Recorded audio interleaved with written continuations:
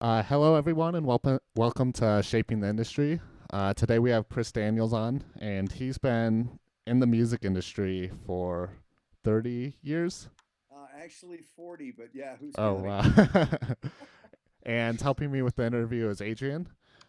He's a student at UCD. And just an update on the VODs from the past couple of episodes. I'm still working on, I've been having some sound issues. So I think I'm just going to release them all and I'll have a disclaimer regarding the sound issues, but that's all figured out now. So yeah, let's get started. Yeah, Chris, could you tell us a little bit about yourself to get started? Well, I started out in a band in the 1970s that played acoustic music, and I was just a band member. And then about 1976, when the band broke up, I realized I didn't know a lot about music, so I went back to school at Berkeley and Macalester College. And one of the things I studied was music business, which was one of the very early courses with a guy named Gary Burton, an amazing jazz vibraphonist. Um, and then in the 1980s, I started touring with different people. Toured with Russell Smith from the Amazing Rhythm Aces and Newgrass Revival, Bela Fleck, Sam Bush, all those guys. Mhm. And then started working with my band about 1984, so about 31 years ago. Um, and we've done our 16th album just came out. We're going to Europe for our 21st tour. I got my master's degree while I was touring. I Oh, don't wow. suggest it, but I don't drink or I don't do any drugs, so it made it pretty easy to. Everybody else was off partying, and so I get work and school work. Yep. But I got my master's degree in about 1995 and ran a place here called Swallow Hill Music Association for about 5 years and got them into their now building at the time, this brand new building. And they named a hall after me. There's Daniels Hall in there. And then about 2002, I started teaching at Arapahoe Community College. And then 2006, I got hired by CU as an assistant professor and I have been there teaching music business ever since. In 2013, I was inducted into the Colorado Music Hall of Fame. So that's the short version. Mhm. Um, so with you being in the industry for so long, what do you think has been the biggest change that you've seen throughout your career, and how did you stay successful throughout all the big changes in the industry? Well, I'm going to answer the first question or the second question first.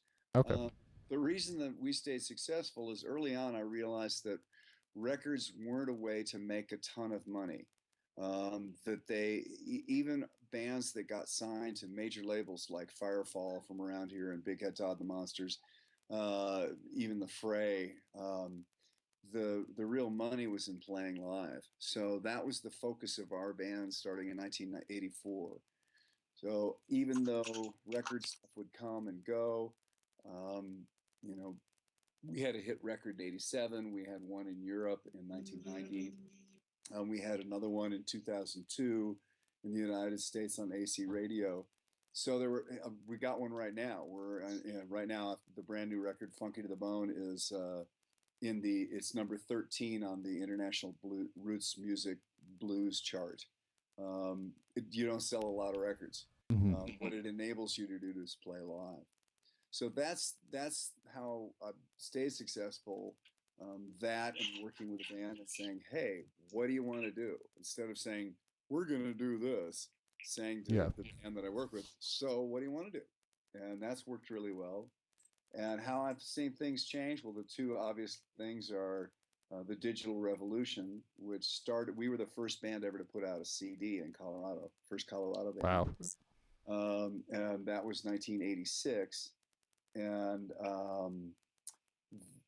there was something in the air right there that said, okay, once they figure out how to put these ones and zeros on the computer, we're all screwed. And pretty much that's where it is.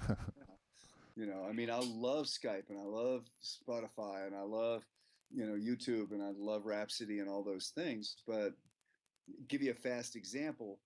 Who Let the Dogs Out? Awful song. Comes out in 2003. everybody's still got to buy the damn CD. So they sell 3 million of them. That's 30 million for the record company. Comes out, if it had come out in 2007, people would have bought it on iTunes. They'd buy the one tune. So that's 3 million. If it had come out 2015, be on Spotify, that'd be 7,500 bucks. Hmm. So 30 million to 7,500 bucks, that's a big change. Yeah. So, I mean, kind of based off that, like, what do you recommend artists doing to like be a professional musician? Is it only in live shows, or are you doing anything cool now? It's a great question. And I think this is a hard time for artists financially. It's an incredible time for artists as far as the access to the marketplace. Hmm. So, what you have to realize is for the first time ever, you don't have to go through a record company. And that's phenomenal. So, artists have direct access to the marketplace. I can't, I mean, think of all the stories, Lake Street Dive, all the different great bands that have, basically blown up because of the internet. And that's phenomenal. On the other hand, the revenue that you're going to get from selling recordings is pretty much, you know, Yeah. so you got to figure out other revenue streams. And these days, that's merch, that's playing live, that's publishing, placing songs. It's also for the musicians. Unfortunately, it means diversifying in what you do. I teach, I sing commercials, I tour with two different bands. Um, you know, you name it, I do it. Yep. Produce records, anything that I can do to keep a revenue stream going, so I can stay involved in music. Hmm. So what do you think has been the biggest change for touring artists when compared to 20 years ago? And what has affected you most throughout your career? Uh, the traffic in the marketplace, because it's sort of a last big oasis in the desert.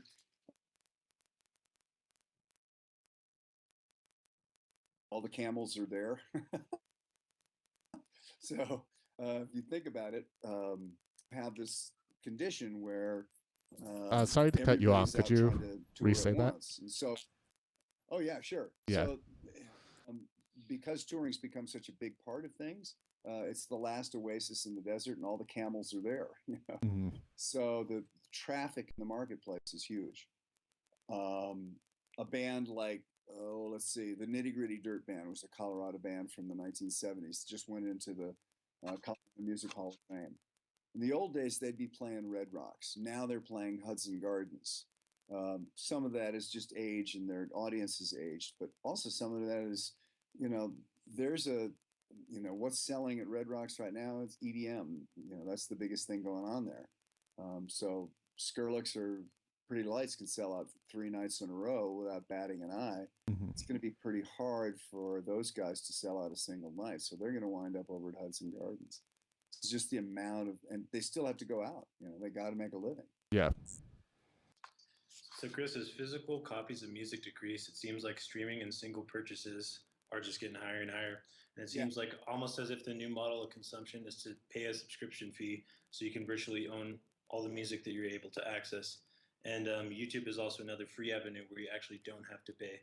And at the Right. same time, vinyl is actually going up. So, where do you see these platforms in 10 years? Well, vinyl is the new gold mine for, especially for artists that are out there on the road. You can, it's an old technology, and the confusion is that people think, oh, this sounds better. Well, actually, it doesn't. You don't have as much dynamic range. It's got pops and all that kind of stuff. But it's a ritual. You sit down with this big plate and you set it on thing that goes around, and you put on headphones or you put it on great speakers. And when you get done with side one, you turn it over, and you're not sitting there, going, oh, well, I gotta, multitasking. You're listening to music. At this point, we know that about 30% of the people who buy vinyl at concerts don't even have a damn record player. It's become the thing you have to do. But for artists, it's a gold mine because it costs you roughly $7 a unit, but you're selling them usually for about 20 bucks, which means you're making about 13 bucks a pop. And think how many, I believe in order to make 13 streams from Skype, you're talking about somewhere around 2,000 maybe more streams. So, um, on the other hand, the thing that's amazing about, I said Skype, but I meant Spotify. Mhm. The things that's amazing about Spotify and any of those kinds of services, whether they're subscription or whether they're free, is that you have the ability, you've got the big, I mean, there's more access to music right now than ever. Mhm. Every single song in throughout eternity is pretty much there at your fingertips. And that's great. As a music consumer, I love it. Yeah, and like I think it's great that vinyl's rising, but it's still only about 1% of the Yeah, market. it's not So Mhm. it's well. not. On digital music news, they have a graph that shows from 1950 or something like that, and it just goes completely tanks. But then Yeah, when they zoom in on the last couple of years, it looks like it's gone real up. But in the scheme of things, it's like tiny yeah. bit. Yeah, and Well, like it's kind of funny if you take it from 73. We're actually pretty close to 1973 levels of sales in vinyl, but there's an aberration in all of that. And there's two aberrations. Number one, digital music news says, here's the music industry. Well, I'm sorry, BS, right? Music industry is not sale of recorded music. It's a part of it, but it's not the whole dang music industry. And the second thing about it is that graph is only about storage devices, you know, and there's a big huge anomaly, which is that when CDs came in, everybody who had vinyl and cassettes, which don't actually sound too good, said, "Oh, I got to completely redo my entire collection." So between about 1987 and about 1990, everybody rebought their entire record collection. Well, that it creates this giant sort of elephant hump in the thing. So you have this really weird, it's like the 1950s when everybody thought life was beautiful. It's like 1990s were this great time when money in buckets came in and everybody was going, oh, but the good times are gone. Well, that was an aberration. That's not normal. mhm. You know, that was that was not what the music business is. It's getting close to what it used to be now. Well, not only that, but record players used to be household items back in the day too. I just bought one So, to listen to so my new record. I didn't have one. Mine had died. and you mentioned the whole ritual and everything. You got to open it and put the plate down and everything. So You could roll pot on it. we and the artwork and the lyrics, the players Yeah, and stuff like that. We still have yet to have a website or one place where we can go that's like this ultimate music experience where you can see lyrics, where you can get merch T-shirts all in one place. Do you see any of these platforms intersecting at any point in the future? it's a really good question. It's a wonderful business model that isn't being done. Mm-hmm. And it would be really fun to see somebody put all of it together. And people keep doing sort of dumb versions of it. That the new, what's the new one out there that everybody's, Title. yeah, it's like, Yep. and then there's oh God, Neil Young's awful play. Yeah. And and they did a side by side comparison with CDs, and they said, "Hey, doesn't sound any better than CDs." So um, people make a lot of mistakes, and what they always forget is that the public wants it fast and wants it easy. And anytime you complicate fast and easy, they'll go somewhere else. And it's just that simple. That's why iTunes blew up.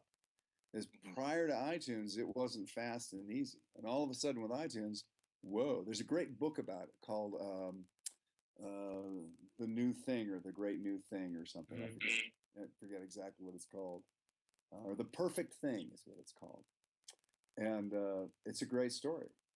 By the way, the best story to discover how stupid the record business was, written by a guy named Steve Knopper, and it's called Appetite for Self-Destruction.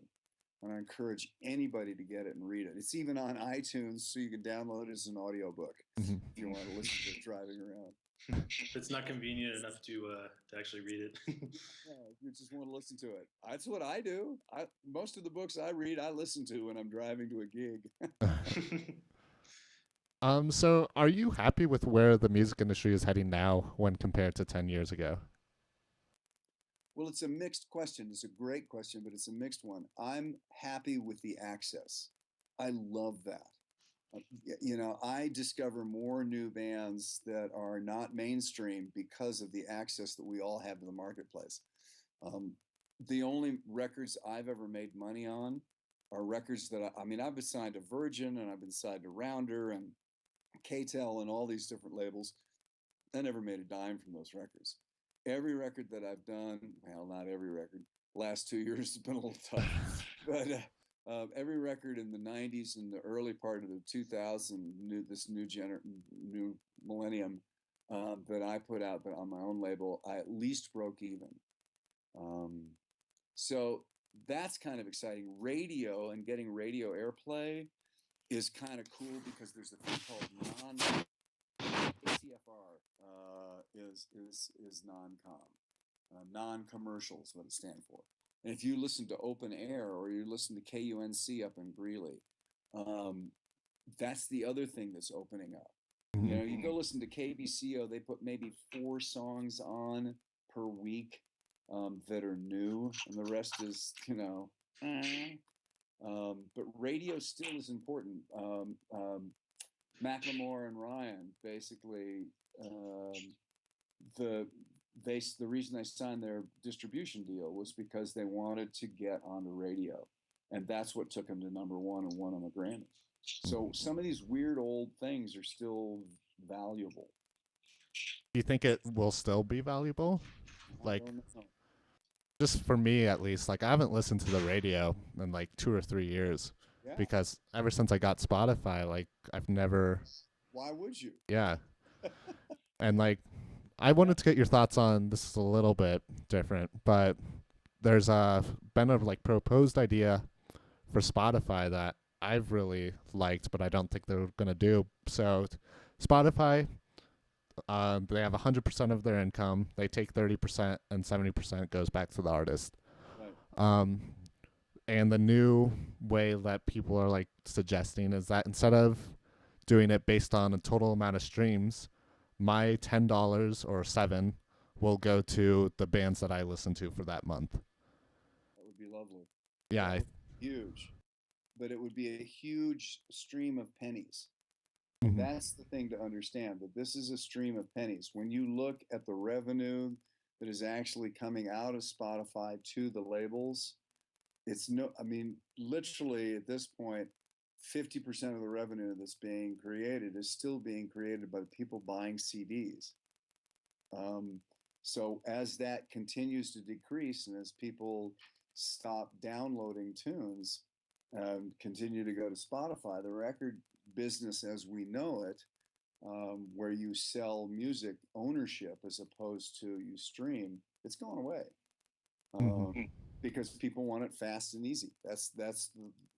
So all of a sudden, I don't think artists are going to stop making records. They're just not going to get any money for them. But Yeah. I love that idea. If Spotify would go to that, at least they'd get a nice stream of pennies. Yeah, and like if you really love like 5 bands, your $7 is going to be split 5 ways, which Yeah. is great. Which could be huge. Yeah.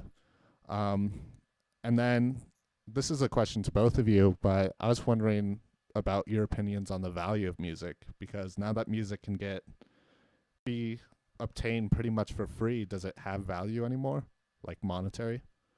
I don't know, Adrian. I'll follow you. I mean, I think it completely has value. The thing is that you can find your music for free. You can go on YouTube, look up whatever you want, make a playlist. But I feel like if you're really into it, you're gonna buy the music. You know, you're gonna follow the artists you like, buy their album. I still think it has value, but the value of actual records is going down for sure. How much you can make from it. Yeah. I would say it pretty much the same thing, but I'd say it a little differently. I think artists are always going to put out artwork and in the form of music. They're not going to stop creating. And because of that, there is value in what they create. We're going to want to hear it. Whatever band you love, you're going to want to hear it. The question is, and Amanda Palmer said this, and this is where I think this is why I'm excited about stuff. Amanda Palmer said it's not what you can get for music, it's what people are willing to pay for it. how they're willing to support you. And I think that's what we're shifting around to. And this is where Kickstarter has been huge. And think about all the artists out there who basically would never have gotten a shot. Now, some of them maybe shouldn't have gotten a shot. Okay, granted, there's the real crap out there. But you think about all the artists that have gone out and said, God, I don't have the money to do an album, so I'm going to do a Kickstarter and raise $1,000, and then I'm going to be able to go into the studio. And 2 years later, we go, hey, I think I may have frozen up again. Yeah, I can still hear you though. Oh, okay. So, but all of a sudden you do that. So, I really agree with Adrian. I think there is huge value in the music. How much, what if we can figure out a way to allow, and this is why I love that Spotify thing, allow the supporter of the music their money to go to the artist. Kickstarter does it. If Spotify does this model, it'll be brilliant. That's what's going to work. Mm-hmm. Until It, you know, yeah, go ahead. it kind of relates to what you said about like who let the dogs out. Is the only way you're going to get that is if you bought the CD. Right. Now there's just so many different diverse avenues. You have so many different options. You could do Spotify. You could buy a single song. That everything's just been kind of like dissipated. Right. Exactly right. So, as I said, Ben and Plum and others that I teach with call it a river of pennies. Mm-hmm. And we're in a world right now where a river of pennies adds up for the major labels. They're starting to recoup. And you know the theory behind all of this. The theory behind Spotify and all of this was that if we don't create something that'll do this, people are just going to steal it. So let's create something, and all the people who are stealing music will stop stealing it. It didn't work. In fact, what's happening was what they feared might happen, which was people who were buying it on iTunes are stopping buying it on iTunes and just streaming it. So it hasn't worked as far as replacing the revenue stream yet. Mm-hmm. Mm-hmm. Storm Glore says it in a really good way. He said it's been incredibly great for creativity and for artists' access to the market, and it's been a catastrophe for revenue streams. So, as you know, the labels used to be a source of band support back in the day, and with the recent decline of the industry, like you said, bands can go into the market easily, and they kind of have to take it upon themselves to be pervasive and move up the ladder and kind of gain a following. You have any tips for that? Well, one is, again, Kickstarter. This is the first time I've ever done a Kickstarter this year, and I've been teaching it for 3 years. And by going out and doing it, I got my ass kicked. I realized, oh my God, this is all the crap that I didn't know. I mean, for instance, you go look at it, it says, oh yeah, they take 5%. Well, guess what? You have to run it through Amazon accounts, and Amazon takes 3 to 5% too. So it's really about 10%. And there's a whole other ton of things that you get to go figure out with, Kickstarter and all those things. So as you start to figure things out, yeah, you can take that in the charger. Sorry, 1 second. And the charger is in the bathroom. As you start to figure out ways to survive in it, it's pretty, there's new avenues for figuring that out. But I honestly think the record labels have a huge role to play. And granted, you have to do 360 deals and give up your rights, or not rights. You have to give up a certain amount of percentage from all of your other revenue streams, but they've got the marketing power, they have the banking power, and they have the distribution power. So I'm a real believer in record labels. If I could have signed my current record to a record label, they always throw you higher up on, they always give you more viability.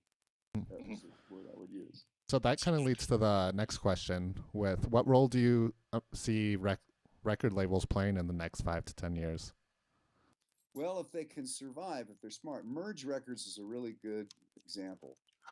And Merge got really smart, and they said, we can't give people $100,000 advances anymore. First of all, they don't need it because they can record a great album for 20 grand. So let's give them $30,000. They can live on the 10,000. Let's have them do a really great album for 20 grand. And so it's what's called an economy of scale.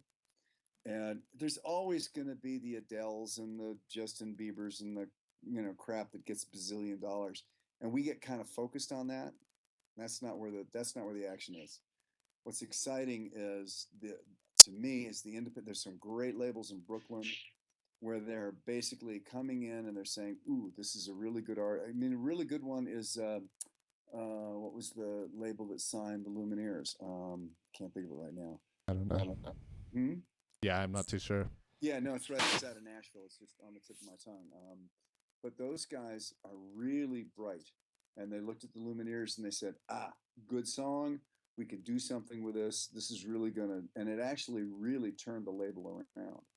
So, but they're taking a percent. Lumineers are going out and making $250,000 to $500,000 a show right now, and the label is getting 10%. I'm making this up. I don't know. They're getting some percentage. I'm guessing it's a 360 deal. I can't imagine it isn't. So that's what's going to happen. Labels are going to become entertainment companies. And they're going to look at artists not as can they sell records, but can they entertain? Can they go into movies? Can they get sponsorship deals? That's what Kevin Lyman talks about from Warped Tour. Said, I'm looking for artists that can sell 3 to 5,000 units, which would be considered a total failure by a major record label. If they can go out and sell 3 to 5,000 units, they can get in a van and they can do 48 cities in 57 days, and they can stay sane and they can sell a bunch of merch. That's who I'm looking for, because I want them to build their career on Warped Tour. Mm-hmm. Changing the topic a little bit, U2's Songs of Innocence has caused a lot of controversy among the music community since it just went automatically free to everybody's iTunes. What do you think about it? Well, it's hard to get off your damn thing. That's true. Delete, mofo. I, Do you think it devalues the music at all, or maybe has started a trend? well, that goes back to the question. I don't. It's a question of whether it devalues music or it devalues the money you get from music, and I think the two things are different. I don't think any of what's going on has devalued music itself. The value of music, if anything, especially because of the internet and because of webisodes and how much we're using music right now. We use music more than we ever have. Value of music is incredible. What you can get for recorded music is definitely devalued. It's probably pretty close to zero. So you have to count on that. I mean, but think about it. It's the old drug dealer thing. First one free. And that's kind of where we are. We're at a world where that first album or whatever that comes out is free.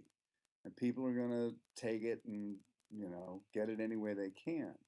But hopefully that leads to your ability to tour. And that leads to your ability to do merch. And that leads to your ability to get songs into movies. And that leads to your ability to do your next album. So unfortunately, that's the world we're in. Yeah, I have a pretty unpopular opinion about the value of music in music school, but like I see it as something free because if someone can get it for free, most times they're going to choose that. Yeah. And so instead of fighting, I don't think people should ever try to fight that, but see it more, their music more as advertising them for merch and like shows. And I think pretty soon that bands are going to start doing some really cool merch ideas that it isn't just a t-shirt, but maybe like being with the band or like going out with them, like experiences is you already have to do that. I mean, when I'm sitting here waiting for a shipment of vinyl, and it's got a download card in there. So get the vinyl. You can also download the stuff for free. It's it's all part of creating value for your customer. It's weird that we have to think about it that way, but that's what we have to do. yeah. And I like think a good follow up question would be about exclusives, because Apple is about to launch some streaming, and they think that what will Oops, you froze Oh up. God. to include exclusive material. Could Can you you reset? say that again? You froze up there. Okay, so I thought it'd be a good follow-up question to ask about Apple's new streaming because they think that they're going to be able to compete with Spotify and their competitors by the fact that they are going to have exclusive content. They've done deals with like at least 12 artists that will agree to put exclusive content on Apple's streaming. Well, that's that's been a long time trick of the music industry, which is to say you can only get it at Best Buy, or Taylor Swift saying you can't get it on Spotify, or Apple's current thing. And this is where I tend to say, yeah, I don't think that's going to hold water very long. People are just going to want to get things as easily as they can, and as cheap as they can. I think, unfortunately, this is where the record company blew it, the record industry blew it. Is that they didn't realize the value of the music, and once you, um, I was in a, I'll explain this in a kind of a weird way. I was in a music business conference in New York, and it was the same room. If you've ever seen the movie Wall Street, where what's ever Douglas walks in and says, "Greed is good," right? So I'm in this room, and Gene Simmons from or whatever his name is from Kiss walks in and said, Kiss is not a band, it's a brand. And he's right, and sadly, but he's totally right. And he said the one thing the concert industry, and this was 2008, in the middle of the recession, 2009. He said the one thing the concert industry is about to do, which is going to kill them, is they're going to start discounting tickets. And he said, don't do that. What happened to the record business should scare the crap out of you, because right now you can't get any money for it. So don't discount your tickets. Well, what happened is Live Nation and AEG started actually very quietly talking to each other, saying, what's our price point? And they didn't collude. They just started talking to each other, and they started looking at each other's figures and saying, yeah, $60 is about what people are going to pay as the median. We all know there's the $500 ticket. So concert industry was real smart. The record industry totally blows it, and they're continuing to blow it. I mean, Apple's smart. Maybe this will work. I don't think so. I think people are going to do whatever is easy and fast, and that's what they can do. I think for like Apple having exclusives on their streaming services, I think that's a really bad call, just because if someone's paying for a streaming service and then they're asked to go to another one, at first they're gonna like find the music for free either on YouTube or pirating it. And so maybe if they get enough bands that it convinces people to move from Yeah. Spotify to Apple. But I think that's like a really expensive thing to do for Apple to accomplish. But they have the money. It has worked in the past. I mean, I don't know the exact numbers, but I believe In Rainbows came out with Radiohead, and you could get it for whatever you wanted to pay, and they made about $3 million, partly because Americans were.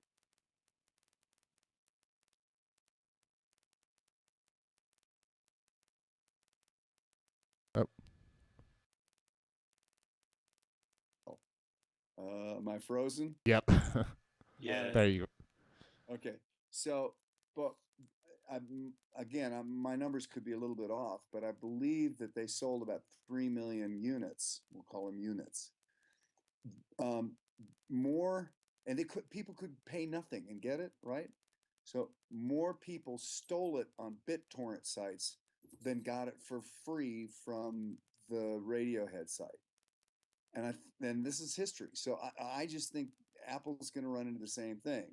If they say, "Oh, you can't get the new AC/DC record unless you get it on stream it on Apple," you know damn well that tomorrow somebody's going to have it up in BitTorrent. And go get it. Yeah. The cork's out of the bottle on this one. Yeah, people don't pay for music anymore. They pay for the convenience. Yeah, that's it. That's a really nice way to say it. And I got another question, Chris. Being that you kind of touched on this earlier, but being that it's so difficult to live off of one area of music, whether it's like just streaming or royalties or iTunes, do you have any tips for a band or artist that wishes to diversify and maximize their income? Well, yeah, I mean, there's some really good examples of it. Motet is a really good example of it. So the Motet has what they do as the Motet, but then they'll go out and they'll do an entire evening of Motet plays Madonna. It's just crazy stuff like that. So all of a sudden they've upped the value of their live show. Andy Guerrero, who teaches brilliant stuff that he would do with the Nerd Prom, all of that kind of stuff. If you look at bands that are successfully making a living, most of them are doing very creative things in order to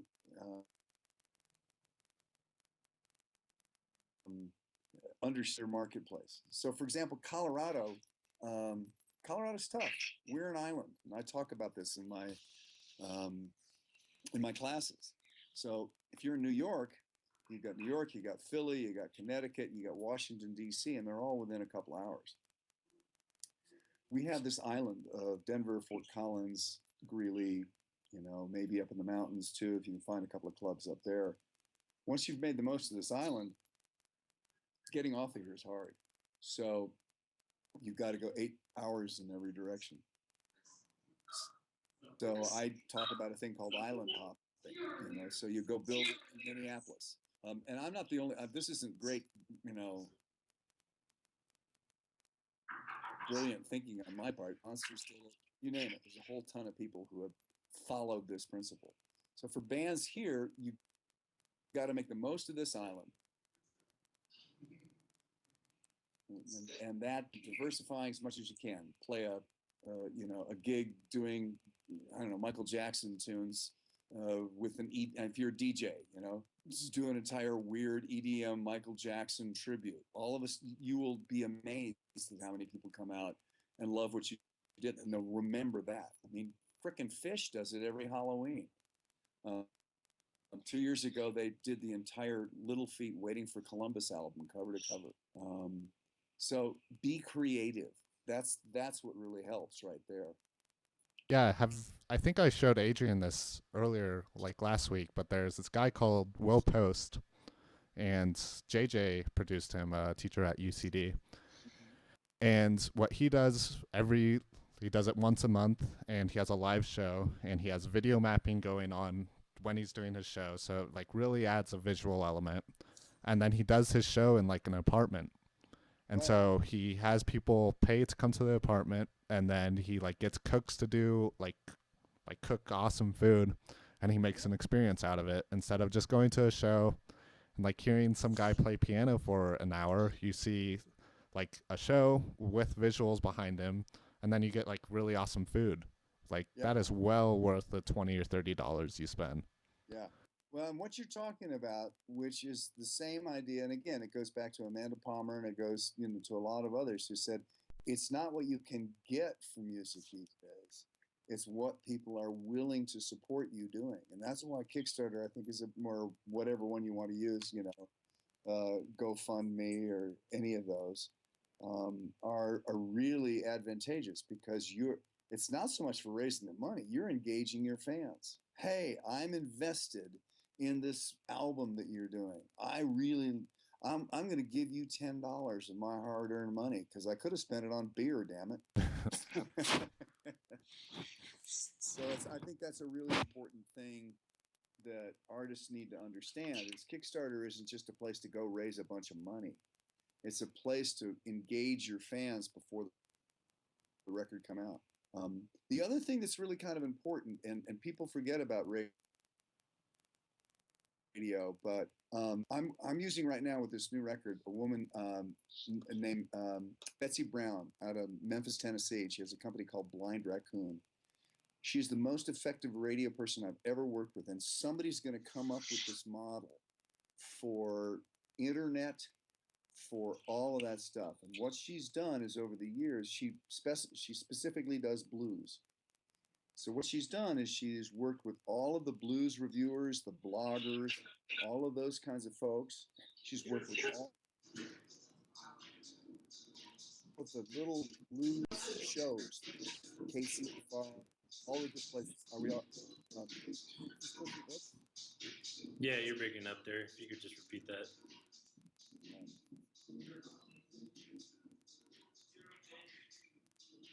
Oh, All right, are we back? yeah, there we go. Yeah. Okay. So anyway, long story short, what she's doing is she's become an expert in the field of what she's doing. And that field for her is blues and knowing every, community radio station, blues show, all that kind of stuff, and also all the blogs and all that stuff. So for a fee, and it's pricey for a college student band. For me, it's very affordable. I can tell you what it is, about $3,000. She literally has. I've got more reviews. Like I said, we're number 13 on the national blues charts, and it's because we're on all. We're on blues shows from Croatia to Australia, and all these funny little blues shows. Now that's the old school analog model. Somebody's going to do this in the next 3 to 5 years, and they're going to say, okay, the next hot band from Denver is the Proto What's or One Flew West or Red Fox Run or whoever it happens to be. So what I'm going to do is for $1,000, I'm going to create this data bank of all the blogs that want to do Red Fox Run, of all the internet radio stations that might play them, of all of the newspaper locally and stuff like that, of all the clubs that they might play. And for $1,000, I'm going to be your one-stop shop for marketing your product. And I think that's going to be huge. If somebody does that and does it well, 20 years from now, they're going to own the frickin' business. They're going to own the fucking world. And that's yours for free. Now, go out there. I'm too damn old. Kind of moving on. If you could bring back any part of the music industry from the past, what would it be? I'd bring back the gatekeepers. Unfortunately, total access means that a lot of crap gets out there. And record companies really did one good thing, and that is you had to be pretty freaking good to get a record deal. The first two records that I did, I look back at, and this is the internet. They were shit. Right? They just weren't very good. The third record that I did, I finally had my poop in a group. I was just about to turn 30 years old, and all of a sudden I got pretty good at making a record, and sure enough, that was the first record deal that I got. So there used to be gatekeepers that basically said, yeah, go do it yourself for a while, and when you get good enough, we'll finally get to you. So I guess I would bring back the gatekeepers, but I don't know how you would. Mm-hmm. It's the world we live in with total accents. It's pretty hard to say, you're not good enough to be on SoundCloud. Yeah, right. Yeah, I think like as a consumer, like there's a lot more shit out there, but there's also a lot of good music that I wouldn't have listened to before. Yeah. And like everyone becomes their own gatekeeper because like I'm really into like proggy, like weird stuff, and most people wouldn't, and most labels wouldn't like that. But like there's a solid like 100,000 fans that love that type of stuff, and like I am a personal gatekeeper, I guess is the best way to put it. Where like I'll just listen to something for about a minute, and if it doesn't catch me, like that band's like I'll probably never go back to them because there's so much content. You have just become an evil A&R person. We always talk about in class. We say, yeah, you got 120 seconds if you're lucky. Mm-hmm. So, what is your favorite thing about the current state of the music industry?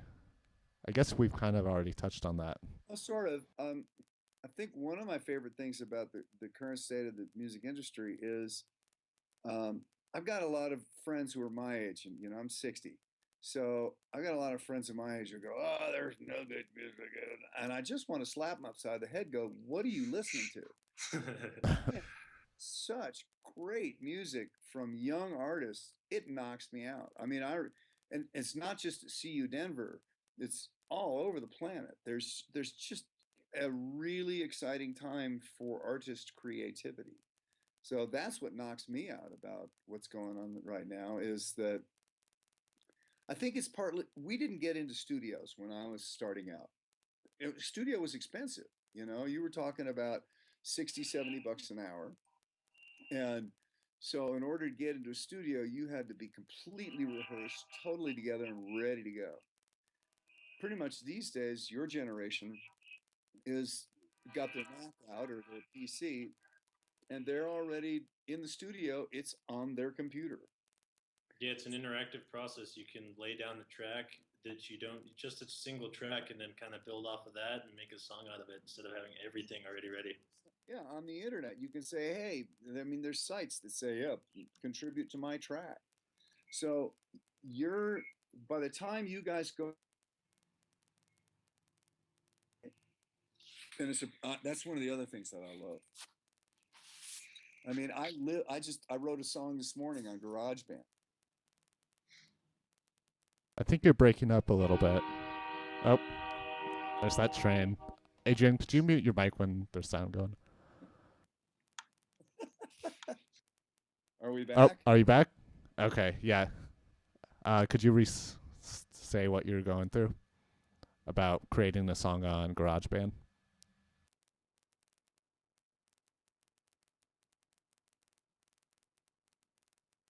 Hello? Oh, I think we lost him. Um,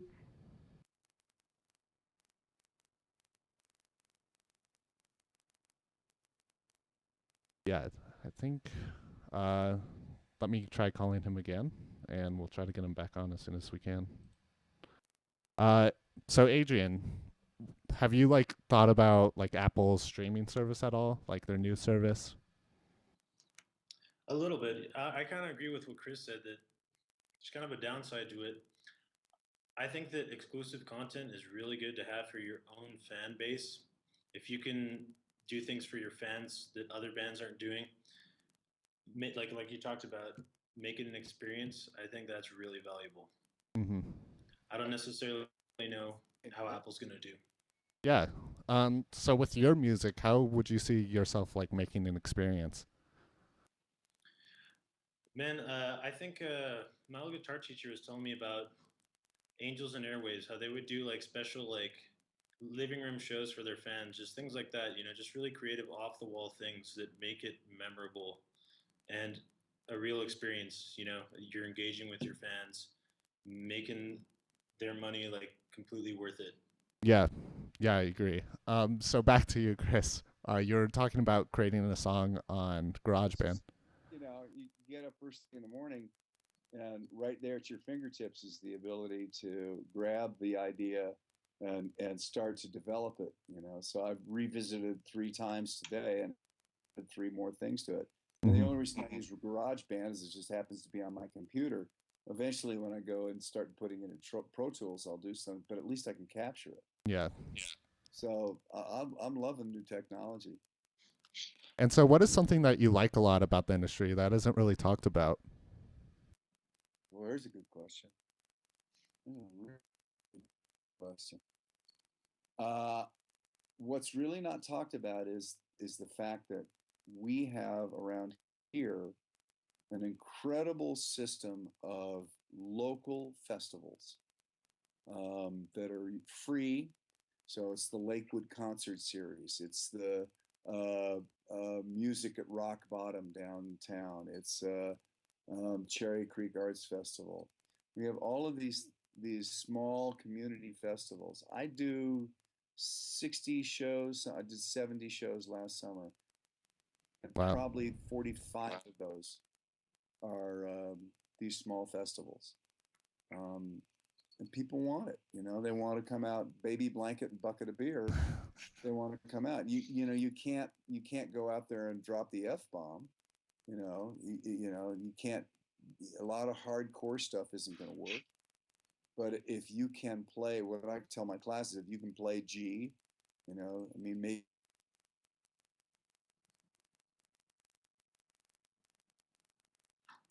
Oh, did we Yeah, lose we him lost again? you there. you can make some pretty serious coin. Sorry, we lost you for a little bit. All right, I'm not sure what's going on there. Well, our internet's here is good. I guess all I was saying is there's these tons of community festivals. 15 years ago, they weren't there, and now every community's got them. Parker Days, Cherry Creek Arts Festival, Taste of Colorado. Boulder's got a lot of stuff too. They Yeah, like the bluegrass too, blues. yeah. We're doing one. It's called Band on the Bricks downtown. There's another one. It's called 29th Street. There's one in Louisville called the Louis. They're pretty amazing. Yeah, and like when I was living out on the East Coast, it was like there's always music. Like you don't even have to look anymore. Like you were able to find it no matter what. I think I just dropped the call with both of them. They both froze. Yeah, sorry about that. I'll try to get them back. Oh.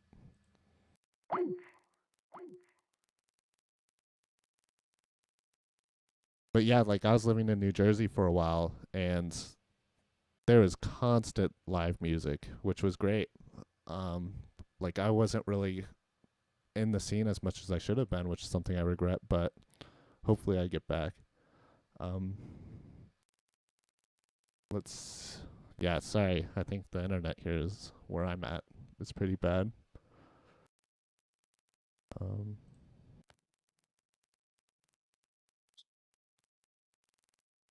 Hello? I got audio, no visuals though. Yeah, I can hear you. Chris isn't here yet. Yeah, I think my internet here kind of dropped. The dorm suck. Yeah, Yeah, for they really do. his call dropped. Let me try calling him again.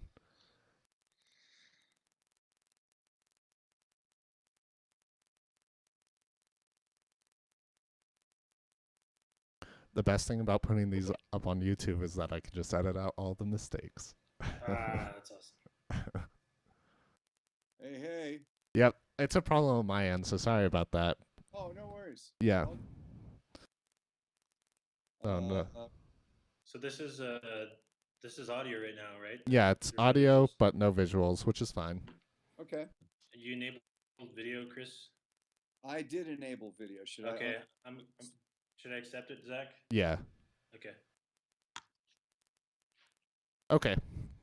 So just one more question. If you had to think where the industry will be in 10 years, what do you think? Wow. What a really good question. Um, well, there's one thing that I think. Um, one thing that I think is going to remain the same, and that is that good songs are always going to be necessary. That's what made Megan Trainor. That's what made Bruno Mars, Uptown Funk. The stuff that's really cutting through is good song, great songwriting. Um, on the technical side of it, what's going to make great business sense? I actually think that idea that I talked about, I think there's going to be companies that figure out how to, for a reasonable price, take whatever artist that they are interested in working with. And we have them now. In Grooves is a really good example. In Grooves is 30 Tigers. There's a bunch of them that are doing this, but they're pretty exclusive and they're pretty high priced. For the the entry level artist, I think there's going to be some really good companies, basically that help develop that artist and coordinate all that stuff. Mm-hmm. Yeah. As far as making money, I don't know how long vinyl's going to last. It could be dead in 10 years. This industry changes now so fast. I mean, it's just frightening. I'm going to be interested to see what happens with this iTunes thing. How fast? I'm guessing in a year it's going to be gone. Hmm. You have to be on iTunes to get this artist. I'm guessing in a year it'll be gone. And Apple's smart, you know. Jiminy crickets, they're smart. But I don't think you can buck the market's desire to have it now and when I want it. Yeah, I think it's like, I mean, just looking 10 years ago, it's like so much has changed. Streaming didn't exist in 2005. Like iTunes was just starting to take off. Pirating was a huge problem, and like it's still a problem, but not as bad, I don't think. So it's really hard to say where we'll be in 10 years. Yeah. I think it's easier to say where we're going to be in 3 years. And I think 3 years from now, Spotify and streaming is going to be in a much stronger shape than it is. I love the idea if they can actually implement this that says the 15 times you listen to your favorite brand new band goes to that band instead of into the big juicy giant huge pot. Boy, I love that idea. That could be a game changer for young artists. Yeah. I was talking with someone that was talking with people at Spotify, and he said that's probably not going to happen just That's based off what they said, because, like, in their words, that, like, people wouldn't discover new music as much, and, uh, like, it rewards people that doesn't use their service as much, which yeah. that's just, it feels like they don't want to change their current model. Well, the other question that I have, and I think this is the one that's fascinated me, and I haven't seen a band do it yet, but in theory, and if the technology becomes easy enough, the Grateful Dead years ago, who were one of the smartest group of businessmen and women on the planet, they really invented a lot of things that we now currently take for granted. One of the things that they did was they said, okay, let's encourage people to listen to our music by giving them a place to bootleg our tunes, so they can come to the gig and they can record stuff. So my real belief is that if an artist can basically set up their own Spotify, that's what's going to happen. And so if all of a sudden I'm Chris Daniels and the Kings and I want to put out a new record, and what I do is for like CD Baby, for $150, I have the ability to host my own streaming service. And so every one of those pennies from the stream or the advertisement that happens while somebody's streaming comes to me and doesn't go through Spotify. That's what's going to happen for the independent artist. So how would you implement that? So would you go album by album? Would you go entire catalog It for would be up like? to, just like CD Baby, it would be up to the artist. Mhm. So, if CD Baby's smart, they'll get into this. Do you And think? what they would do is say, okay, instead of, because right now CD Baby, if you put your music on CD Baby, you can buy the physical, you can download the tune, or they put it on all these different services. But what happens if CD Baby invests in their own giant warehouse full of servers, and all of a sudden, the third thing you can do is create your own Chris Daniels and the Kings stream. And so anybody who wants to go and stream your music can stream it instantaneously. They're going, hey, I want to find Chris Daniels and the Kings. The first thing that comes up on Google is stream it for free from And we Chris Daniels instead I of Spotify. and the also only thing I like see being a potential problem with that is that it would get rid of, like, it ends up being exclusivity, like the problem with Apple, and it would kind of get rid of the convenience that we have with Spotify. Like if you have to go to each band's website to stream them, that would be pretty tough. But if a Yeah. company like CD Baby like made it so if you streamed an artist and that artist gets paid directly, that'd be pretty cool. But then Yeah, they're I meant. I didn't mean necessarily that each artist would have their own specific channel that you would go. It would be through CD Baby that streaming would happen, and it would go direct to the artist instead of through Spotify. oh, okay. so essentially you're saying that there'd be a group of artists on there with that kind of model. Yeah, Okay. And then, I mean, earlier we were also discussing that whole like the one website that has everything on that. That could also be a possibility for each artist through one of those companies. Yeah. Now they tried that before, and there used to be a thing called MP3.com, and the idea was that you would download the song from MP3.com. It wasn't mainstream enough. It didn't attract enough major artists to stay viable. So CD Baby has stayed viable. Well, how have they done it?